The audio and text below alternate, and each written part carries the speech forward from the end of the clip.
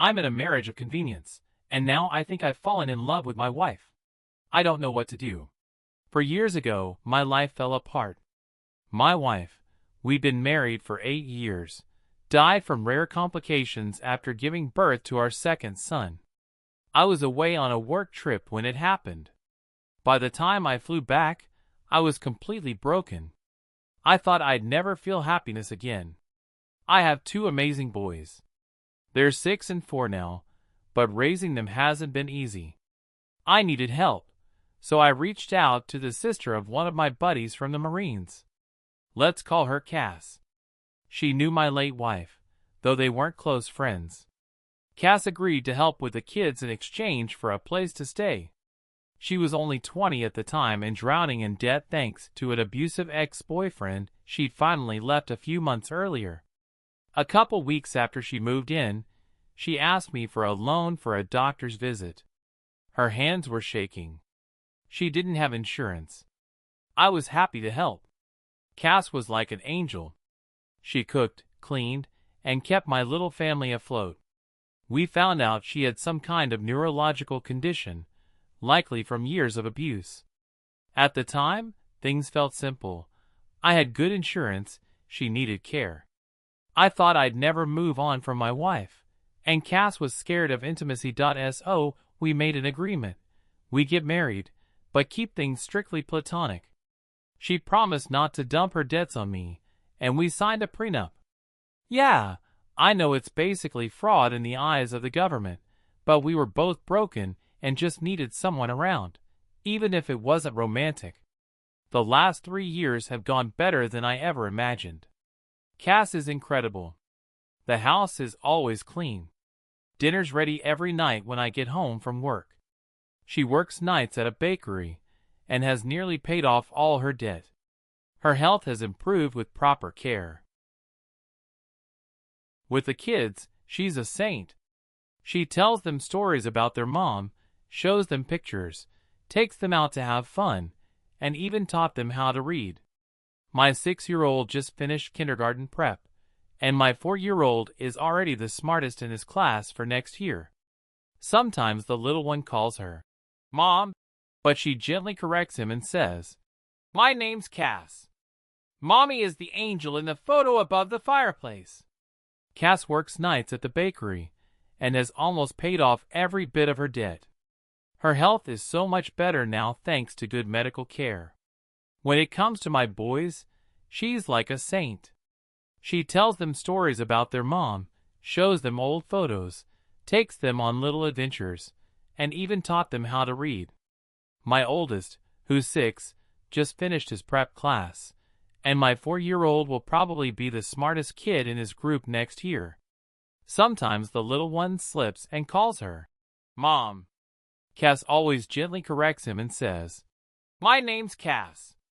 Mommy is the angel in the picture above the fireplace." She's got plans too. Once the debts are fully paid off and the boys are both in school, she wants to save some money and go to nursing school. Our marriage is still platonic, but it's warm. I've cried on her shoulder more times than I can count. She's cried on mine too. There was one night, a couple of years ago, when I lost my temper over something stupid. I yelled at her. She was scared, and she took my boys to see Santa without me. We made up afterward, and I even offered to pay for her to see a therapist. She said no. Since then, we've had small arguments here and there, but we always work through them.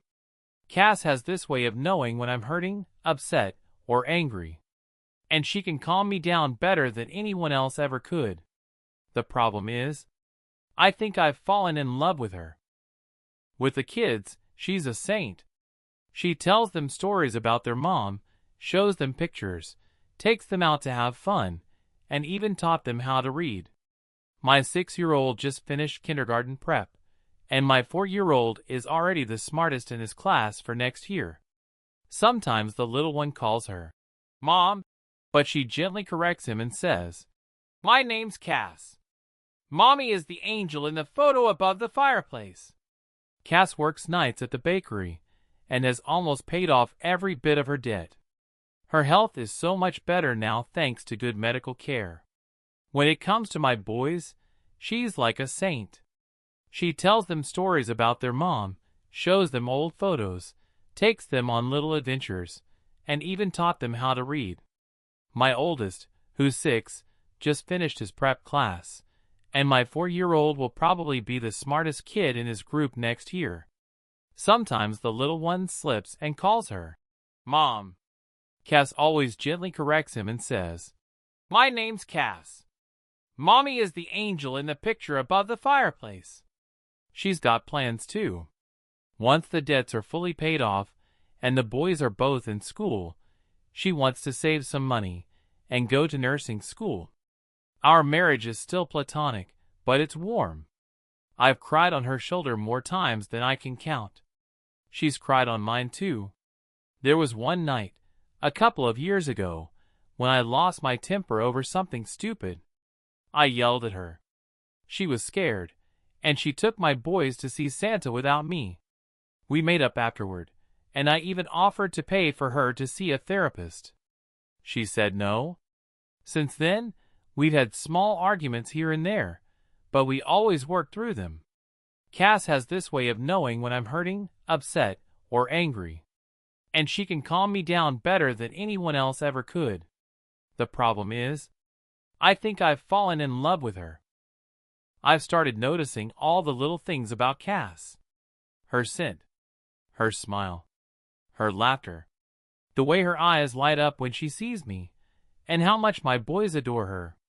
She's beautiful, hardworking, and one of the strongest people I've ever met. A few days ago, after we put the boys to bed, I almost kissed her. Her goodnight hug felt just a bit longer. The other day, she was drifting off to sleep in our bed. I was putting away her clean sheets, and I just wanted to lie next to her. Not for anything intimate. I just wanted to hug her and give her a quick kiss. I've been struggling with what to say and how to bring it up. It's already been 4 years since my wife passed. I keep thinking about that line from A Song of Ice and Fire. When the sun is set, no candle can replace it. That's how I felt. I thought nobody could ever replace my real wife. And yet lately, most of my thoughts have been about Cass, and not her. I feel guilty. I still miss my wife. I never thought I'd be able to move on. But I feel both guilty, and like I'm betraying her memory. And the thing is, it's not just physical. I want romantic closeness with Cass, not just friendship. It's getting harder and harder to keep it inside. I thought maybe I'd ask her out for dinner, just the two of us, and let it come up naturally. But what if she says no? How can I tell if she might feel the same way? Recently she had a rough day with the boys. They were wild and tough to handle. So I brought her favorite flowers. She was so happy. She hugged me slowly, and then gave me a quick kiss. I was stunned. Then she bounced off to finish dinner, and put the flowers in a vase. What did it all mean? I thought I wanted to wait, but screw it. An hour later, you convinced me. I was done waiting. I called her favorite upscale restaurant, and booked a table next week. We'll celebrate our 3-year anniversary. I'm planning to tell her everything over dessert. I'm terrified. Absolutely terrified. I told her I loved her. And it went unbelievably well. I just got back home, and I can barely believe it. Tonight was everything. Here's how it went down. Last night started off as a total mess. My younger son claimed he ate a giant fluffy spider, and Cass wanted to take him to the hospital, even though he was perfectly fine. Her brother, Joe, said he'd handle it and basically shoved her out the door saying, "Go celebrate paying off your debt." I could tell she didn't really want to go. Honestly, I was a wreck inside too. We got to the restaurant a bit early, but luckily they had an open table. Cass ordered wine, which was odd because she hasn't really drunk since she left her ex. But I figured this was a big night. We made small talk, but everything felt tense. I knew I had to tell her soon. Before the main course came, I said, I need to talk to you about something. She didn't smile. She just said, I know. Joe told me. My heart stopped. That son of a... I stumbled over myself, apologizing, saying I wanted to tell her myself. She shook her head and frowned, telling me it was fine, that she just wanted me to be happy. I told her I didn't want to stress her out or make things awkward. But I needed her to know how I felt, and whatever happened next would be her choice. She looked at me and said something that floored me. She said it was up to me, that I should do whatever makes me happy. Then she said she might move out when her program ends, but until then, she'd stay out of my personal life. That didn't feel right. So I asked, what the hell did Joe tell you? Turns out, Joe told her I was going to ask if it would be okay for me to date some new girl. That's when I realized Joe had set me up perfectly for the boldest move of my life. The food came, steak for me, crab legs for her.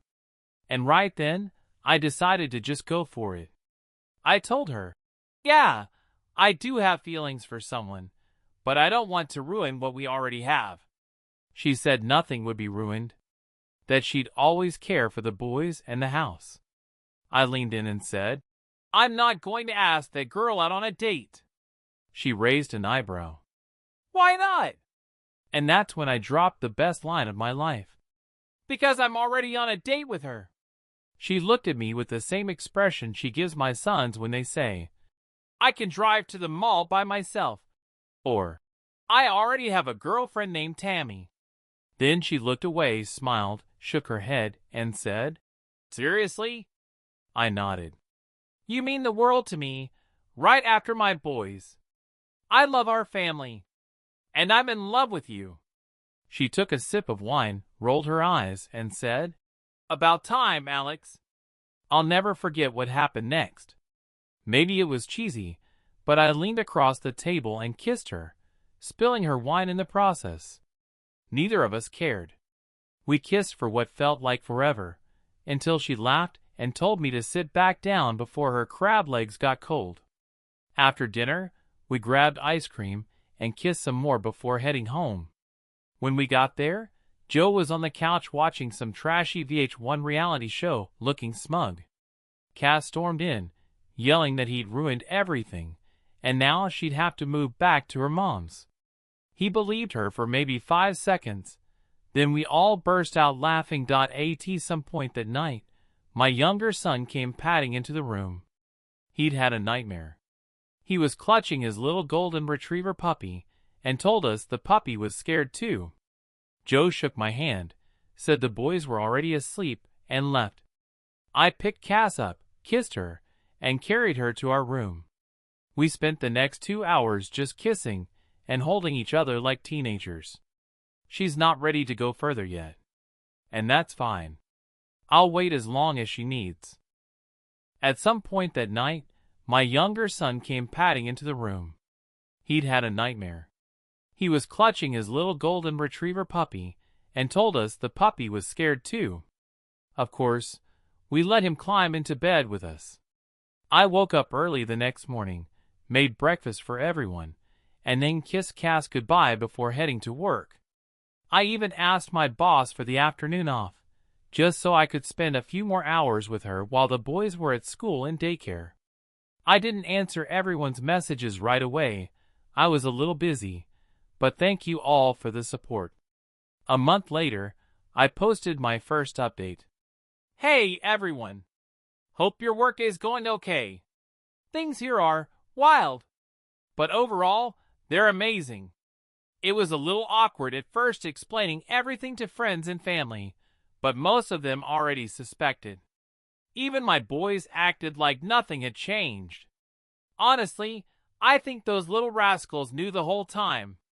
But then Cass came home one night, and something was off. Dinner was burnt, which isn't like her. She doesn't burn dinner. And she was drinking wine, 2 glasses. I asked what was wrong. That's when she told me. Her ex, the abusive one, got early release last week. I couldn't believe it. I was stunned when Cass told me her ex was out. I thought she would have had the chance to testify at his hearing. Turns out, the crime he'd been locked up for didn't even involve her. I always thought it did. First, she'd been told he'd be away for at least 10 years. Second, she had been too scared to testify against him back then. It turned out he'd been arrested for some other serious charge. While he was sitting in jail, he asked Cass to post his bail. Instead, she reached out to my late wife for help to get out of that town and start over. Now he was free. I didn't know what to do. It felt like there was no legal way to get him locked up again. Cass knew she should have gone to the police years ago, and now she felt guilty. She was upset and shaken. I wasn't worried for long about her safety, because I knew this. If that guy so much as touched her, I'd make damn sure he regretted it. I took time off work, but I promised that even when I went back, my friends would stop by during the day to check in on her and the boys. Still, I didn't know how to make her feel safe again.